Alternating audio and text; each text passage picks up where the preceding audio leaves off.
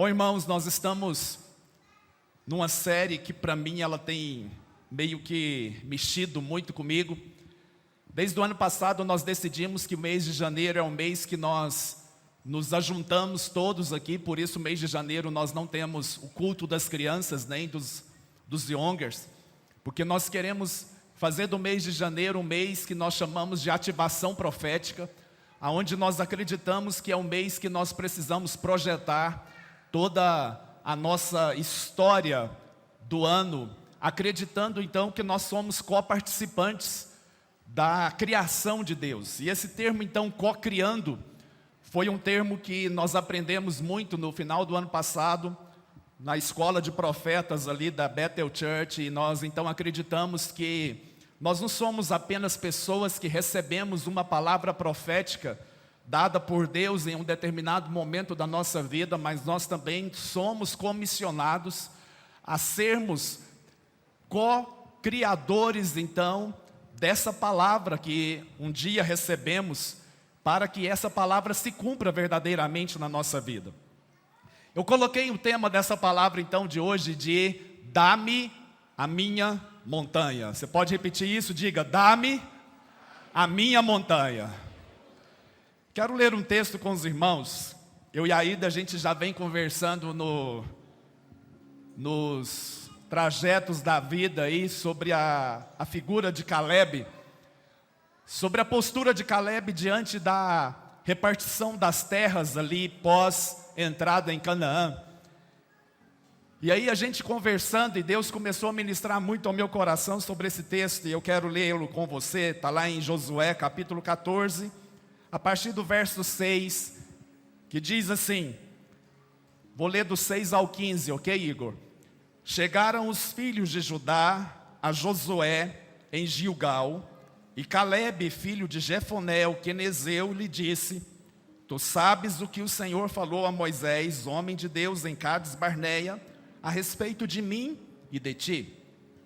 Tinha eu 40 anos quando Moisés, servo do Senhor, me enviou de Cades Barneia para espiar a terra, e eu lhe relatei como sentia no coração.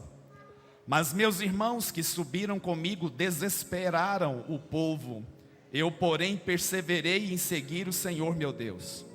Então Moisés naquele dia jurou, dizendo, certamente a terra em que puseste o pé será tua e de teus filhos, e em herança eu te darei perpetuamente, pois perseveraste em seguir o Senhor meu Deus. Eis agora o Senhor me conservou em vida, como prometeu. 45 anos há desde que o Senhor falou esta palavra a Moisés, andando Israel ainda no deserto, e já agora sou de 85 anos. Estou forte ainda hoje, como no dia em que Moisés me enviou. Qual era a minha força naquele dia, tal ainda agora é para o combate. Assim, para sair a ele como para voltar.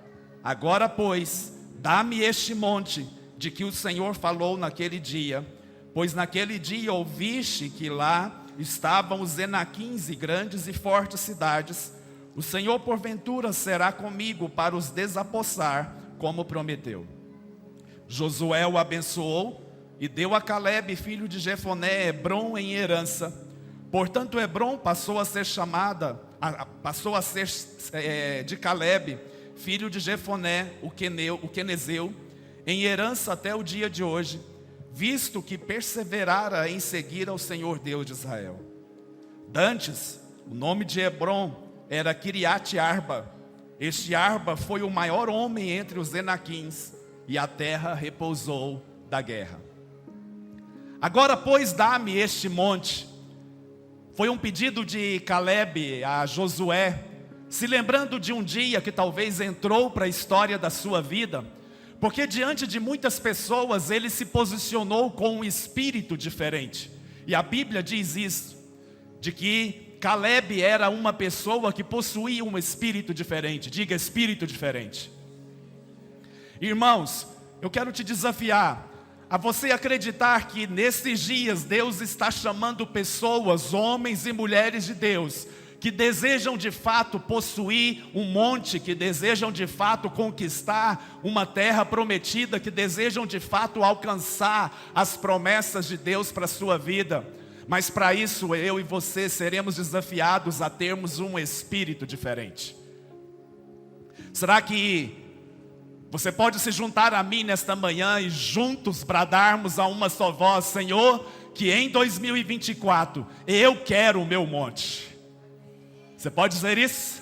Você pode erguer as suas mãos aí e dizer: Senhor, em 2024 eu quero o meu monte. Você quer mesmo? Você seria capaz de ficar de pé aí no seu lugar? Você pode ficar de pé no seu lugar, levantar as suas mãos e dizer: Senhor, em 2024 eu quero o meu monte. Eu quero o meu monte. Dá-me o meu monte, ó Deus. Dá-me o meu monte, porque eu quero conquistar tudo que o Senhor tem para mim.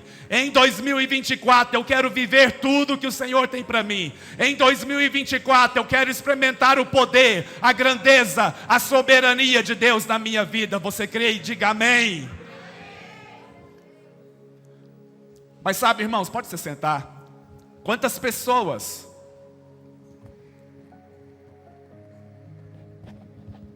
nos próximos dias ou talvez nos próximos anos não irão morrer sem ver o cumprimento das promessas de Deus sobre as suas vidas? Talvez quantos de nós aqui nesta igreja, nesse exato momento, ouvindo uma palavra como essa, poderão viver 2024 e chegar em dezembro de 2024 no culto da virada aqui e olhar para trás e perceber que nada aconteceu. Talvez porque Deus mentiu? Claro que não. Talvez porque não era verdade aquilo que o bispo falou ali no culto do dia 21, 21, né? 21 de janeiro. Também não acredito nisso. Talvez porque os nossos corações inseguros distraíram ao longo da jornada e nós deixamos então de olhar para a promessa e começamos a olhar para os inimigos que estavam ali. Talvez simplesmente porque decidimos olhar mais para as dificuldades do que para a promessa em si. E eu vou te dizer uma coisa, não para te desanimar. No primeiro domingo que nós falávamos sobre isso, nós falávamos sobre a carta que Jeremias escreveu para aqueles que estavam no cativeiro. E foi um período muito difícil para as pessoas, porque vários profetas se levantaram naquela época e começaram a dizer coisas que eles queriam e gostavam de ouvir. Olha, vai dar certo, as coisas vão funcionar na sua vida, tudo vai acontecer, tudo vai funcionar na sua vida. E é muito bom verdadeiramente ouvir isso. Mas a carta que Jeremias escreveu, ele dizia então para aquele povo: olha, vocês vão viver um tempo difícil. E nos próximos dias vocês vão edificar casas, vocês vão plantar pomares e vão colher os seus frutos, vocês vão ter filhos e os seus filhos vão ter filhos.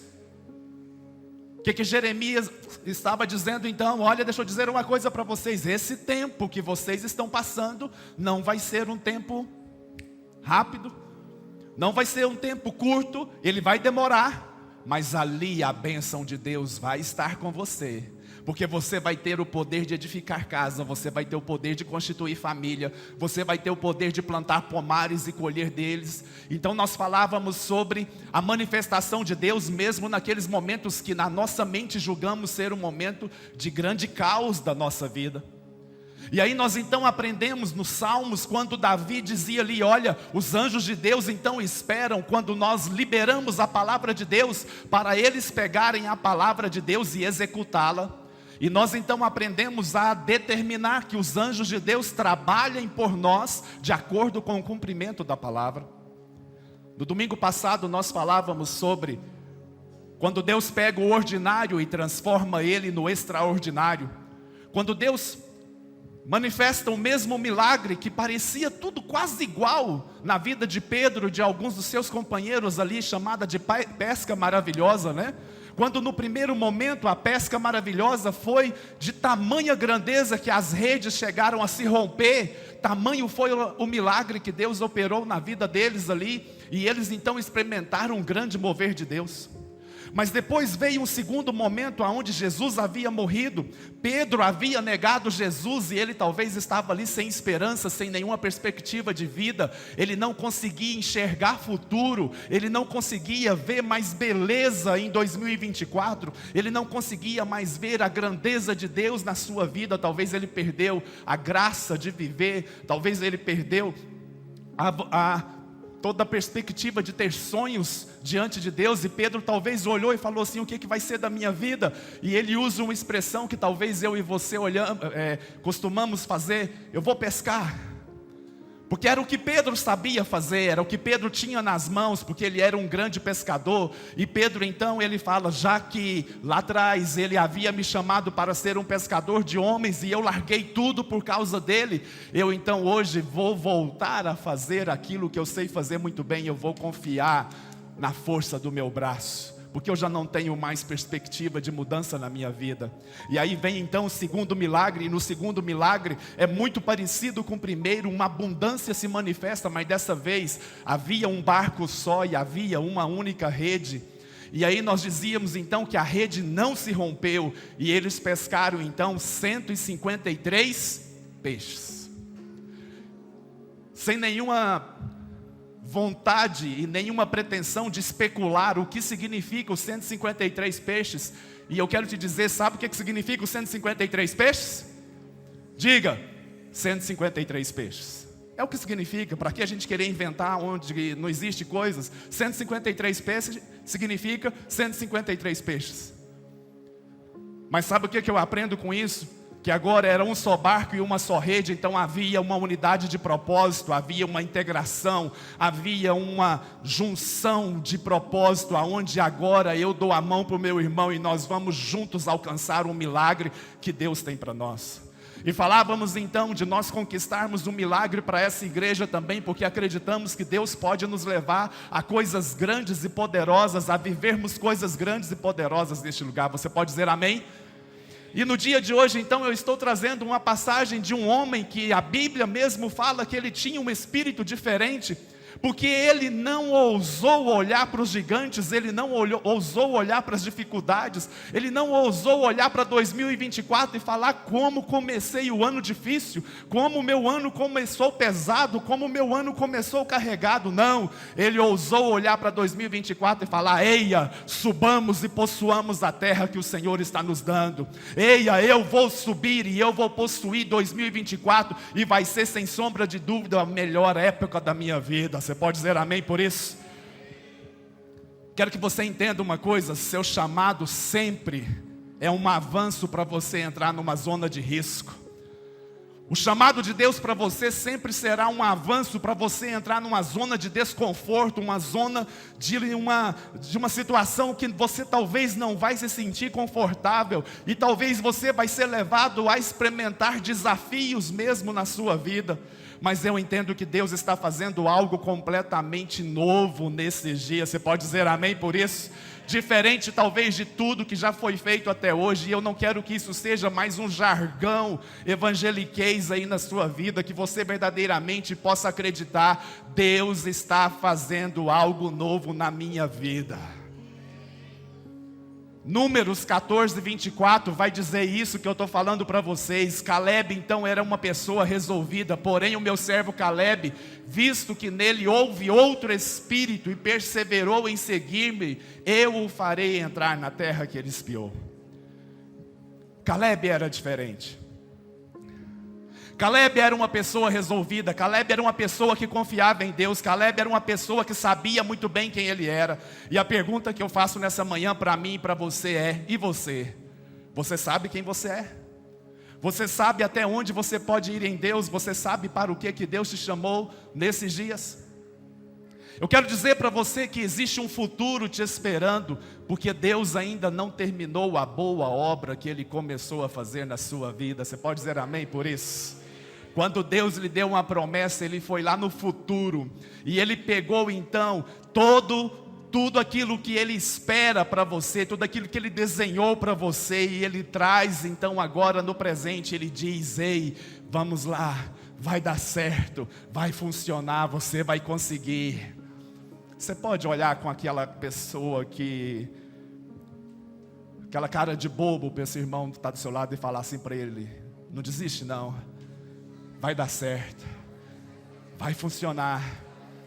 Você pode falar para ele assim: olha, acredite em mim, eu sou profeta de Deus na sua vida, vai dar certo, vai acontecer um milagre na nossa vida nesses dias. Sabe o que você está dizendo, meu irmão? Ei, eu vou subir e eu vou possuir esta terra. Ei, esse monte é meu. Ei, eu vou conquistar 2024 para mim. Ei, ouça, eu estou subindo num alto monte e eu estou dizendo: olhem para mim, esse é o Deus a quem eu sirvo. Ele pode tudo em todos. Esse é um decreto que nós temos falado ele constantemente. E a minha pergunta para você então nessa manhã é: a quem você está ouvindo? Sabe por quê, irmãos? Porque Caleb, ele tinha muita certeza de quem ele ouviu a voz quando ele entrou naquela terra. Mas o que me chama a atenção aqui é um verso que eu quero te dizer uma coisa. Você precisa entender que chegou a hora de você co-criar com Deus. Chegou o momento talvez mais importante da sua vida em 2024. É Deus dizendo para você: vamos entrar em ação. Vamos começar a escrever o seu futuro em 2024. Vamos começar a escrever uma nova história. Vamos começar a dizer sim para aquilo que nós acordamos juntos. Está na hora de você subir a montanha e dizer: eu vou conseguir. Davos, que é um homem que eu não conheço, nunca ouvi falar dele, mas eu ouvi uma frase dele na internet nessa semana, que eu falei: opa, isso aqui encaixa perfeitamente com a palavra. Ele dizia o seguinte: os perdedores sabem tudo, e eles dirão para você: eu já tentei. Sabe por quê? Porque a Bíblia, ela vai precisar nos ensinar a vencer um espírito, que eu chamo de espírito de intimidação. Josué então aqui, quando ele ouve essa declaração de Caleb aqui, ele também escuta Caleb dizendo algo que me chama a atenção, que infelizmente nós vamos ver isso acontecendo no nosso meio, que está lá no verso 8, Josué 14:8. Mas meus irmãos que subiram comigo, o que eles fizeram? O que eles fizeram, irmãos? Eles animaram o povo e os fizeram acreditar que ia dar certo, é isso? Foi isso que eles fizeram? Eles fizeram o quê? Desesperaram o povo. O pastor sobe aqui no púlpito e tenta fazer você sair daqui pegando fogo. O pastor tenta fazer você sair daqui acreditando que 2024 é o seu ano. Aí você desce a escada com aquele irmãozinho, amigão seu, e ele vira para você, põe a mão no seu ombro e fala assim: eu já tentei isso, e eu quero te falar, não funciona. Desiste. Desiste. E aquele irmão vai provocando um desespero na sua alma. E você, quando você vai se posicionando ali, você vai percebendo que na verdade você está acreditando mais nos seus irmãos do que no líder que está tentando falar para você: ei, subamos, possuamos a terra, vamos conseguir. Tem gigante? Tem, mas nós vamos vencer esses gigantes. Deixa eu te falar uma coisa: não permita que os seus irmãos provoquem desespero na sua alma. Vença o espírito de intimidação nesses dias. Golias foi um homem que ele andava diante de um espírito de intimidação, e ele provoca então Davi a partir de um espírito de intimidação. E deixa eu te dizer algo: você é controlado por aquilo que lhe intimida. Você pode repetir isso comigo? Diga: eu sou controlado por aquilo que me intimida. E a pior intimidação que eu e você podemos sofrer é a intimidação dentro da nossa casa. É a intimidação das crenças limitantes que a nossa própria família, que a nossa própria casa coloca diante de nós. É quando você abre mão da autoridade de quem você é realmente em Deus. E deixa eu te dizer uma coisa: Quando você abre mão da autoridade de que você tem, sabe o que vai acontecer? Alguém vai pegar essa autoridade e vai exercê-la ilegitimamente na sua vida. Quando você abre mão da autoridade de lutar pelos seus sonhos, alguém vai pegar essa autoridade e vai querer exercê-la na sua vida e determinar o seu futuro por você. Quando eu renuncio, então, à posição de um homem e de uma mulher de Deus, que acredito no sobrenatural, e eu renuncio, então, essa fé, alguém vai pegar essa autoridade e vai me puxar para o natural. Os meus irmãos que subiram comigo desesperaram o povo. Mas eu quero aqui, como autoridade espiritual, com todo respeito, dizer isso para vocês, que eu me posiciono como autoridade espiritual nessa casa, e eu determino que todo homem e mulher que tente se levantar nesse lugar para desesperar o povo, vai ser calado, em nome de Jesus Cristo de Nazaré. Nós não teremos aqui ninguém para trazer desespero a ninguém. Nós teremos aqui homens e mulheres que acreditam que a terra pode ser possuída. Se você crê, diga amém. Decida quem controla o seu ambiente. Você pode dizer amém? Decida quem controla a sua atmosfera espiritual. Jesus passou por uma situação parecida, irmãos. Olha só o que diz lá em Marcos. E eu fiz questão de escolher esse texto porque ele se repete tanto em Mateus como em Lucas. E eu fiz questão de escolher Marcos porque ele traz uma particularidade que eu coloquei entre parênteses aqui na minha palavra. Marcos capítulo 5, do versículo 35 ao versículo 42.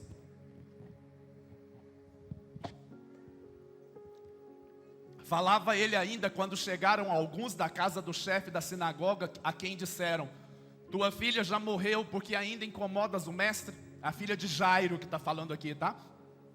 Mas Jesus, sem acudir a tais palavras, disse ao chefe da sinagoga: não temas, crê somente. Contudo, não permitiu que alguém o acompanhasse, senão Pedro e os irmãos Tiago e João. Ao entrar, chegando à casa do chefe da sinagoga, viu Jesus o alvoroço, os que choravam e os que pranteavam muito. Ao entrar, lhes disse: por que estáis em alvoroço e chorais? A criança não está morta, mas dorme. Essa expressão que eu quero que você guarde. E riam-se dele. Olha só que interessante. Jesus chega, e ele chega ali e ele não permite que algumas pessoas entrem com ele na casa. Jesus coloca uma limitação ali, ele fala: peraí, daqui para frente é só eu, Tiago e João. Vocês ficam aqui, porque a criança só está dormindo. Aí as pessoas fazem o quê? Quando você começar a falar o que vai acontecer na sua vida por aí, quando você começar a anunciar o que Deus vai ser capaz de fazer na sua história em 2024, pode ter certeza, vão ter pessoas que vão rir de você. Vão ter pessoas que vão falar para você: o quê? Você está doido? Você está louco? Quem é você para achar que Deus vai fazer isso para você? Eu quero te dizer uma coisa: não deixe nada nem ninguém intimidar você, nem paralisar você, nem levar você a duvidar do que Deus é capaz de fazer na sua vida e na sua história. E aí, o que acontece? Tendo ele, porém, mandado sair a todos. Eu vou dizer o que eu penso aqui, tá? Não está na Bíblia, é só o que eu penso, a minha loucura aqui. Eu acredito que no primeiro momento, quando Jesus falou assim: fiquem aí, vai só eu, Tiago e João, eu acredito que talvez alguns ainda tentaram forçar a barra e conseguiram entrar no alvoroço. Mas quando ele viu que estavam rindo dele, ele falou: peraí, eu preciso tomar uma posição agora. Já que vocês riram de mim, cai fora. Cai fora. Saiam todos. Atos capítulo 9, verso 36 ao 42, Pedro passa por uma situação parecida com essa, talvez porque ele viu Jesus fazendo agora, ele falou assim: olha, como eu sei o que pode acontecer, se eu tiver comigo pessoas que vão desacreditar do que Deus é capaz, eu vou agir que nem o mestre agora. Olha só, passando Pedro por toda parte, desceu também aos santos que habitavam em Lida, Encontrou ali certo homem chamado Enéas, que havia 8 anos estava na cama, pois era paralítico. Disse-lhe Pedro: Enéas, Jesus Cristo te cura, levanta-te e arruma o teu leito. E ele imediatamente se levantou. Viram-no todos os habitantes de Lida e Sarona, os quais se converteram ao Senhor. Havia em Jope uma discípula por nome Tábita, ou Tabita, que é uma discípula que ela era uma mulher muito fervorosa, que ajudava inclusive financeiramente a obra de Deus, ela é mais conhecida por Dorcas, né? Ela era notável pelas boas obras e esmolas que fazia. Aconteceu naqueles dias que ela adoeceu e veio a morrer, e depois de a levarem, puseram lá no cenáculo. Como Lida era perto de Jope, ouvindo os discípulos que Pedro estava ali, enviaram-lhe 2 homens que lhe pedissem: não demores em vir ter conosco. Pedro atendeu e foi com eles. Tendo chegado, conduziram para o cenáculo, e todas as viúvas o cercaram, chorando e mostrando-lhe túnicas e vestidos que Dorcas fizeram enquanto estava com eles. Mas Pedro, tendo feito sair quem? Pôs-se de joelho, orou, e voltando-se para o corpo disse: Tábita, ou Tabita, levanta-te. Deixa eu te dizer uma coisa. É hora de você colocar as pessoas certas na sala da sua vida. É hora de você colocar as pessoas certas na sala da sua vida. É hora de você colocar um filtro em quem é que vai fazer parte da sua história em 2024.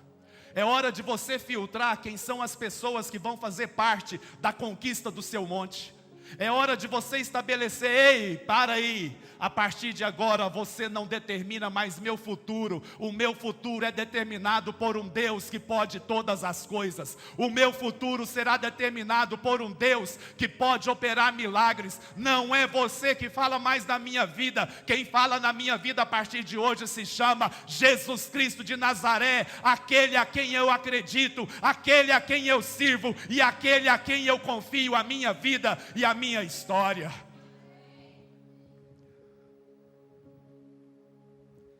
Quando as vozes chegarem para você e tentarem fazer você perder a coragem e a ousadia, é hora de você se levantar com muita ousadia e clareza e dizer: Senhor, dá-me o meu monte.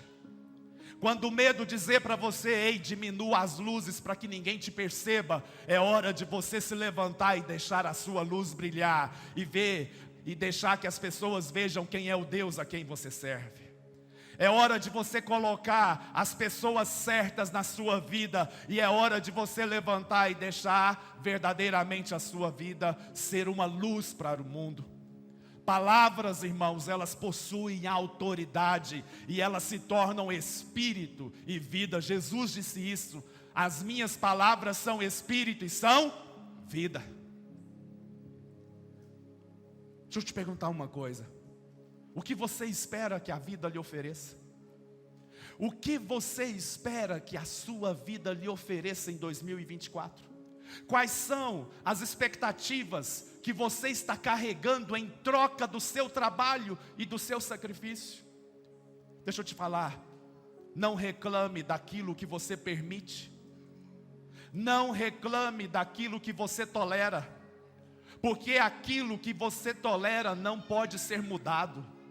Nós não podemos mudar aquilo que toleramos. É hora de dar um basta na nossa vida e dizer: chega. Chega da mesmice, chega da mediocridade, chega de não acreditar que Deus pode mudar a minha história, porque se eu não acreditar nisso, ninguém mais vai acreditar. Existe um pastor chamado Erwin McManus. Ele diz o seguinte: se eles não podem sangrar conosco, tampouco podem liderar conosco. Se eles não podem sangrar comigo, tampouco podem andar comigo, porque só eu sei o preço que eu estou pagando para que 2024 seja o melhor ano da minha vida. Então, se ele não pode sangrar comigo, fique do lado de fora. Continua sendo meu amigo, continua sendo meu pai, continua sendo minha mãe, continua sendo meu irmão, continua sendo meu papagaio, meu cachorro, meu periquito, meu gato, continua sendo qualquer coisa na minha vida, mas não fala mais na minha vida, porque eu estou colocando limite, eu estou colocando um fim naquilo que me impede de sonhar os sonhos de Deus. Theodore Roosevelt escreveu O Homem na Arena, e ele diz o seguinte: olha só, não são os críticos que contam, não é o homem que se senta e aponta onde aquele que faz boas ações poderia ter feito melhor as coisas, e como ele tropeça e cai. O crédito vai para o homem na arena, que tem a cara suja de pó, de sangue e de suor, que quando está na arena, no melhor dos casos, vence, e no pior dos casos, perde, mas que quando falha, o faz com grande ousadia. Pode ser que para você hoje, a voz da coragem, da ousadia para você, é uma voz suave, que simplesmente vai virar para você e vai dizer: acalme-se, vamos tentar de novo, vamos tentar mais uma vez, podemos tentar mais uma vez, vai dar certo, vai funcionar, ei, vai funcionar, ei, vai dar certo, não desiste não. O Deus a quem servimos, Ele acalma qualquer tempestade, Ele acalma. Você pode fechar os seus olhos?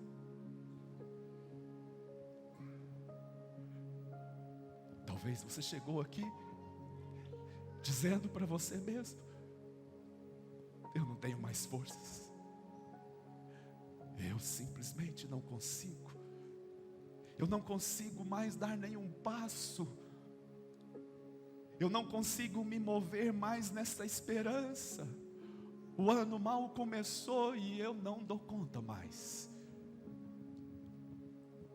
Mas está na hora de, pela fé, você entrar na arena da sua vida e a começar a viver uma nova história.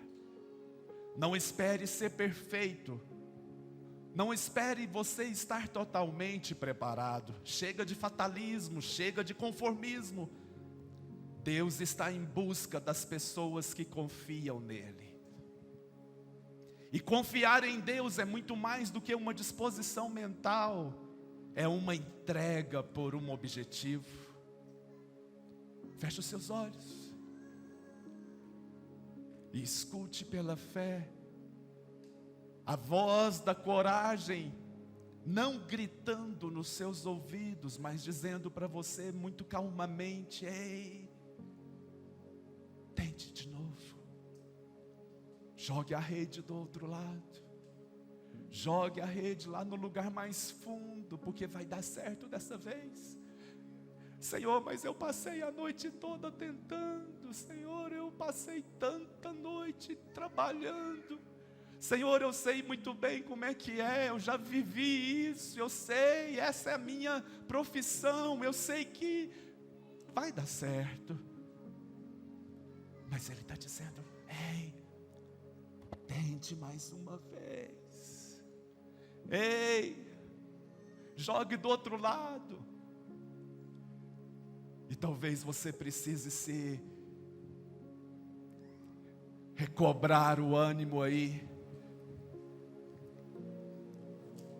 Talvez você precise olhar para dentro de você mesmo e buscar uma força que você acha que você não tem.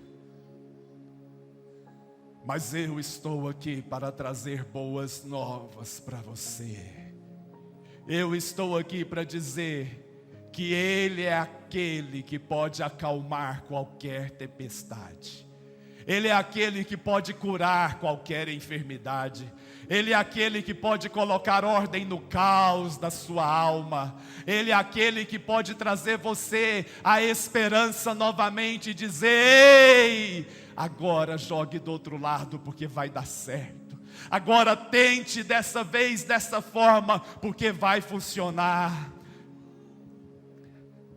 E eu queria então desafiar você a juntar-se a mim nesta manhã, e juntos vamos dizer aos montes que se ergam. Vamos dizer às tempestades que se acalmem.